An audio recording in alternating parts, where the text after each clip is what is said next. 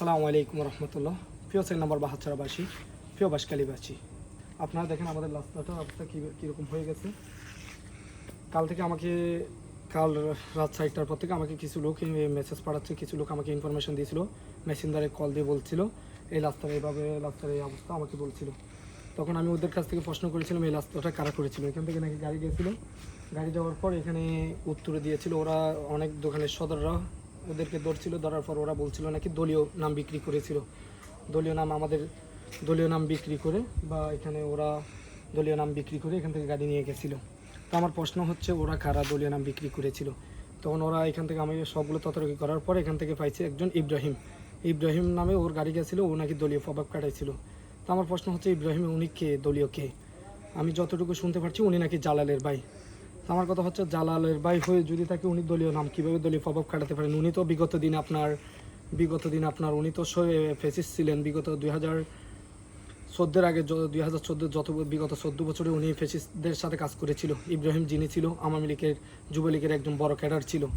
বিগত দিনে আমাদের দলীয় যতগুলো দলীয় ভাই ছিল, জামাত ছিল, বিএনপি ছিল, কাউকে রাতে ঘুমাতে দেয়নি, অনেকজনকে অনেকভাবে হেনস্থা করেছিল এই যুবলীগের ক্যাডার ইব্রাহিম নামে উনি জালালের ভাই নাকি উনি দলীয় নাম বিক্রি করে। এটা দোকানের সদররা যখন বলছিল এটা সংস্কার করার জন্য, ওরা সংস্কার এখনও করে নাই। ওরা বলছিল এটা দলীয় কাজ, এটা কখনো সংস্কার করা হবে না, ওরা এইভাবে মানুষদেরকে বলে গেছিল।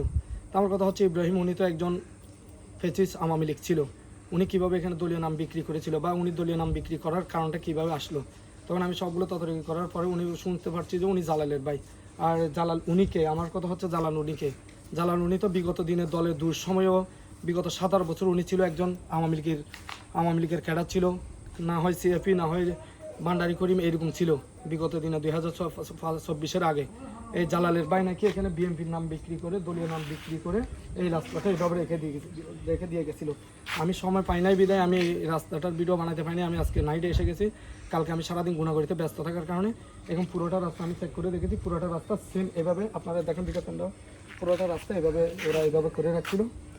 তা আমার কথা হচ্ছে আপনারা ভুলে গেছেন নাকি ইব্রাহিম নামে যে মানুষটা, যেটা জালালের ভাই, উনি আপনারা ভুলে গেছেন কি জানি না, বিগত দিনে আমাদের আলহাজ, সবার প্রিয় আলহাজ জাফর ইসলাম চৌধুরীর গাড়ি বহন উনি আটকাই ফেলছিল। আমাদের প্রিয় নেতা আলহাজ জাফর ইসলাম চৌধুরীকে ডাকাত বলে আখ্যা দিয়েছিল এই ইব্রাহিম নামে। উনি একজন বিএনপির নেতা কর্মীকে একজন রাস্তায় ঘুমাতে দেয় নাই, রাস্তাঘাটে হাঁটতে দেয় নাই, রাতে ঘুমাতে দেয় নাই এই ইব্রাহিম নামে। উনি কীভাবে আমাদের দলীয় নাম বিক্রি করেছিল? উনি এই দলীয় নাম বিক্রি করার কারণটা কি? ও এই দলীয় নাম বিক্রি করার ক্ষমতা কোত্থেকে পেয়েছিল? আমার তখন আমি ব্যাখ্যা করে দেখার পর জানতে পারছি যে উনি নাকি জালালের ভাই। তো জালালের ভাই হয়ে যদি উনি দলীয় নাম বিক্রি করে, আর জালাল এটাও তো আমি দলীয়ভাবে কোনো ওকে বিগত দিনে কোনো দলের প্রোগ্রামে বা কোনো এটা না, আমি কোনো কিছুতে দেখি নাই। দলীয় দুঃসময় কখনো, বিএনপির দুঃসময় কখনো দলের জন্য ভূমিকা দেখি না ওর। যতগুলো দেখতে যে 5 আগস্টের পরে উনি সুবিধা নিচ্ছে, 5 আগস্টের আগেও বিগত 17 বছর উনি সুবিধা নিয়েছিল। জালাল নামে যিনি আছে উনি আমার প্রশ্ন হয়ে গেছে এই জালাল নামে এই মানুষটাকে কারা এগুলো পত্র দিচ্ছেন? আমাদের সিনিয়র নেতারা কি ভুলে গেছে ত্যাগী কর্মীদেরকেও? আমাদের সিনিয়র নেতারা কি ত্যাগী কর্মীদেরকে দেখতে পাচ্ছে না? কেন জালাল নামে একজন ফেসিস্টকে আপনারা ঠাঁই দিয়েছেন? এই জালালের কারণে আজকে দেখেন আমাদের দলীয় নাম বিক্রি করে উনি পুরোটা রাস্তা এভাবে নষ্ট করে ফেলছে। পুরোটা রাস্তা আমি এখান থেকে পুরোটা রাস্তা হেঁটেছি আসার পর আমি আসলে রাতে ভিডিও বানাতে হচ্ছে, কারণ আমি সারাদিন ব্যস্ত থাকার কারণে ভিডিও বানাতে পাই নাই। এখন এসে দেখতেছি রাস্তার এই হাল। তাহলে এইভাবে যদি ওরা দলীয় নাম বিক্রি করে, যদি ওরা এইভাবে রাস্তাগুলো যদি এইভাবে করে রাখে, এই জালাল নামে মানুষটাকে কারা পত্র দিচ্ছে? অবশ্যই ওদেরকে পত্র দিচ্ছে আমাদের সিনিয়র কিছু ব্যক্তিরা। ওরা কেন ওদেরকে পত্র দিচ্ছে আমি জানি না। ওরা কি আমাদের বিগত দিনে যারা দলের জন্য বিগত দিনে পরিশ্রম করেছিল ওদেরকে ওরা দেখতে পারতেছে না? কেন একজন ফেসিস্টকে আমাদের দলে এনে ঠাঁই দিতে হবে? জালাল নামে বিগত দিনে আমাদের বিএনপির ছিল না, উনি বিগত দিনে আওয়ামী লীগের হয়ে কাজ করেছিল। বিগত 14 বছর উনি আওয়ামী লীগের হয়ে কাজ করেছিল। এখন 5 আগস্টের পরে কেন ওনাকে বিএনপিতে রাখা হয়েছিল? কেন বিএনপির নেতা কর্মীরা ওনাকে এমনভাবে সুযোগ দেওয়া হয়েছে যে উনি বিএনপির নাম বিক্রি করতেছে? আজ ওনার কারণে, এই জালালের কারণে আছে এখানে জালালের ভাই যেটা ইব্রাহিম, উনি এই কাজটা করে গেছে। এখনও এই রাস্তাটা এখনও ঠিক করে নেই, কারণ এটা দলীয় গাড়ি। আমার কথা হচ্ছে দলীয় গাড়ি যদি হয়ে থাকে তাহলে একজন স্বৈরাচারের হাতে কেন? দলীয় গাড়ি ইব্রাহিমের হাতে কেন?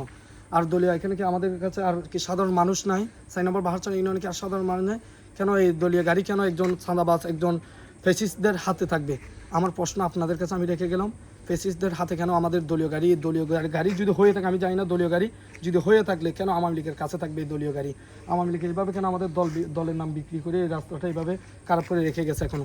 শুধু এই রাস্তা না, আপনারা এই রাস্তা দিয়ে পুরোটা চেক করলে দেখবেন, আমি নেক্সট টাইম ভিডিও নিয়ে আসবো, পুরোটা রাস্তা এভাবে ফেলা রাখছে। রাস্তা এগুলো দেখেন তো, ইটগুলো পুরোটা রাস্তা এভাবে ফেলা রাখছে, ওরা পুরোটা রাস্তা নষ্ট করে ফেলছে। ওকে, হালাস।